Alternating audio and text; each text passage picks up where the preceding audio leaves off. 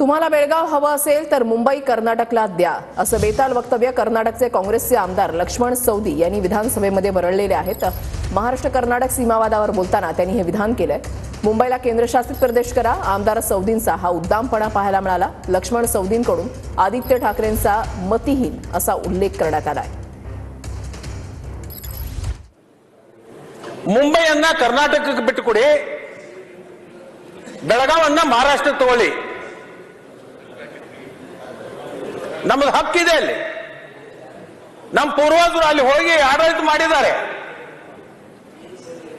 ಆ ನ್ಯಾಯ ತೀರ್ಪು ಕೊನೆಗೊಳ್ಳುವವರೆಗೆ ಮುಂಬೈಯನ್ನ ಕೇಂದ್ರಾಡಳಿತ ಪ್ರದೇಶ ಮಾಡಬೇಕು ಅಂತ ಹೇಳಿ ನಮ್ಮ ಸರ್ಕಾರದಿಂದ ನಾವು ಕೇಂದ್ರ ಸರ್ಕಾರಕ್ಕೆ ಕಳಿಸುವಂತ ಒಂದು ವ್ಯವಸ್ಥೆ ಆಗಬೇಕು। इधर बहुतेक ಎಲ್ಲಾ ಪಕ್ಷದ ಶಾಸಕರು ಒಪ್ತಾರು ಅಂತ ಹೇಳಿ ನಾನು ಭಾವಿಸ್ತೀನಿ। मी हे आधी पण सांगितलेलं आहे, तो आमदार काँग्रेसचा असो किंवा भाजपचा असो, मुख्य गोष्ट ही आहे खरं तर वाद कुठच्याही पक्षात नसायला पाहिजे। पण जे काही दोन्ही सरकार, मग वारंवार भाजपचं सरकार असेल किंवा काँग्रेसचं सरकार असेल, तिकडचं कर्नाटकाचं बेळगावमध्ये मराठी माणसावर जो अन्याय करत आहे त्याच्या विरोधात आम्ही बोलत राहणार। आणि आमची ही मागणी ठामपणे आहे की बेळगावला केंद्रशासित करणं गरजेचं आहेच।